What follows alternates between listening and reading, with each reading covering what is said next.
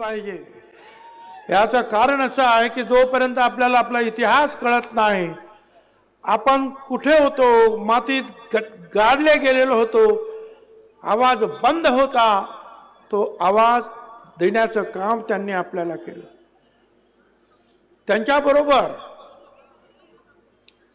क्रांतीवीर लहुजी साळवे वस्ताद ते उभे राहिले। त्यांचं महात्मा फुले, सावित्रीबाई फुले आणि त्यांच्या शाळेतील मुलांचं संरक्षण हे लहुजी वस्ताद यांनी केलं। लहान समाजातले माणसं, पण त्यांनाही कळलं की हा हे ज्योतिराव सावित्रीबाई फुले आपल्या लोकांसाठी काम करतात। ती लढाई ब्राह्मणांच्या विरुद्ध नव्हती, ब्राह्मणत्वाच्या विरुद्ध होती। आणि त्या सिनेमामध्ये आपल्याला दिसेल की अनेक ब्राह्मण सुद्धा जे आहे, भावाळकर असतील, भिडे असतील, हे ज्योतिरावांच्या पाठीमागे उभे राहिले। त्यांना सुद्धा त्यांच्यावर हल्ले झाले। आज चित्र बदललेलं आहे, संदर्भ बदललेले आहेत, अन्याय करणारे बदललेले आहेत। सगळ्यांनी आपण त्याच्याकडे ध्यान दिलं पाहिजे, लक्ष दिलं पाहिजे, अभ्यासपूर्ण पाहिलं पाहिजे। जे जे आपल्यावर अन्याय करतील त्यांच्या विरोधात आपल्याला उभं राहावं लागेल, एक मुखानं बोलावं लागेल।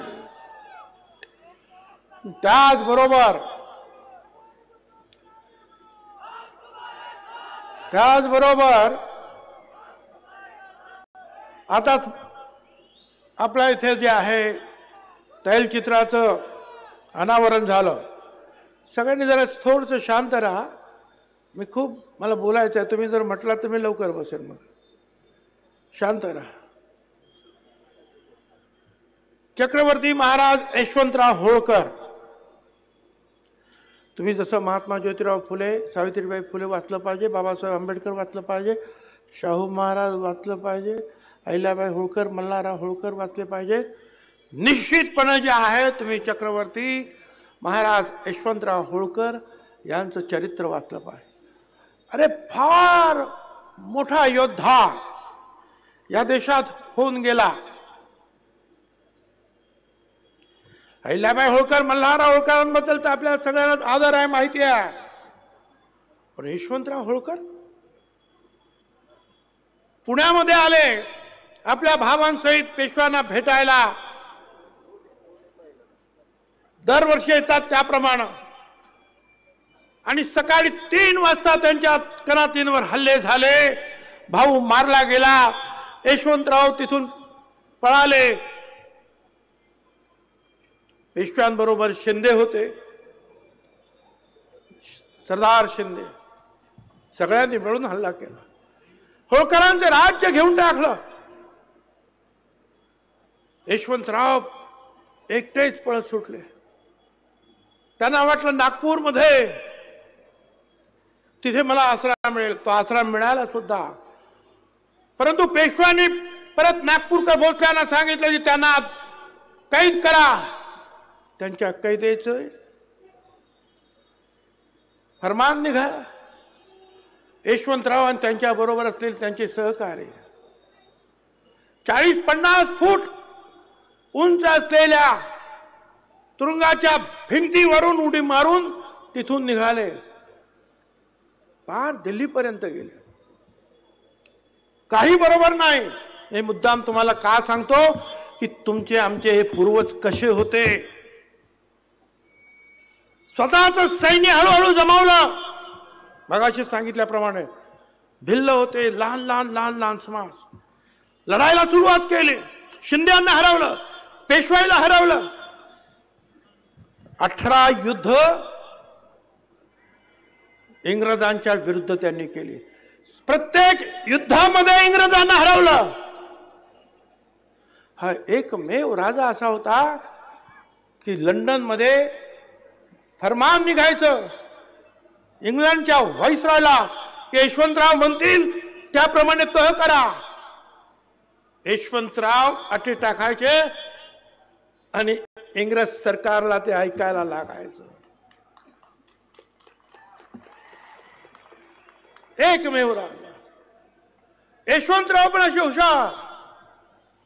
बरं, त्यांचं जे आहे काम, त्यांचा राज्याभिषेक तर झालाच. या 6 जानेवारीला झाला त्यांचा राज्याभिषेक. 1799 साली 6 जानेवारीला, जन्म 3 जानेवारीला 1776 साली.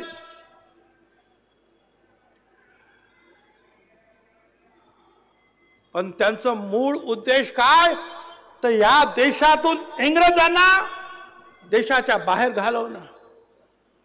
इंग्रजांबरोबर लढले, इंग्रजांना सतत हरवलं. 1 लाख फौज तयार केली. इंग्रजांचं जे आहे मुख्य स्थान होतं कलकत्ता, त्याच्यावर स्वारी करण्यासाठी तयारी झाली. तोफा पाहिजे होत्या, लोक जमा केले. तोफा वितळवण्यासाठी सुरुवात केली. त्यांना चैन पडेना. कारखान्यात जाऊन बसायचे त्या तोफांच्या, सकाळ संध्याकाळ. आणि त्या तोफा वितळणं आणि ते बनवणं, त्याच्यातून जे विषारी वायू बाहेर निघायचे ते त्यांना बाधले आणि त्यात त्यांचा मृत्यू झाला. स्वतःच्या हिमतीवर राजा झाला हा यशवंतराव. इतिहासकार त्याला भारताचा नेपोलियन म्हणतात. ते हे यशवंतराव चक्रवर्ती. किती मोठी माणसं ही, अशी माणसं. आणि गेले फक्त 35व्या वर्षी ते जर आणखी जगले असते 20-25 वर्ष, तर त्याच वेळेला हा देश इंग्रजांना मुक्त केलं असतं आणि पिटाळून लावलं असतं, ते जर जिवंत असते तर. पहिला खरा स्वातंत्र्य युद्ध, अजिंक्य युद्ध यशवंतराव होळकर. म्हणून मी त्यांचं गुणगान, तुम्हाला कळलं पाहिजे की कसे होते आपले लोक. पंढरपुरात आपण आलो, विठ्ठलाचं दर्शन घेतलं, पाया पडलो. एक सांगायचं मला सगळ्यांना, अरे विठ्ठल हा पांडुरंग सगळ्यांचा आहे, सगळ्या धर्मांचा आहे, सगळ्या जातींचा आहे. मागच्या वेळेला पण मी नाव वाचून दाखवलं. संताजी जगनाडे, तेली समान नामदेव, संत शिंपी, संत सेना न्हावी, संत सावता माळी, संत चोखा मेळा, संत गोरा कुंभार, संत नरेरी सोनार, संत रोहिदास चर्मकार, जगद्गुरु संत तुकाराम महाराज कुणबी, संत शेख मोहम्मद मुसलमान, सगळे एकत्रित आहेत. आणि हा त्यांचं म्हणणं काय आहे,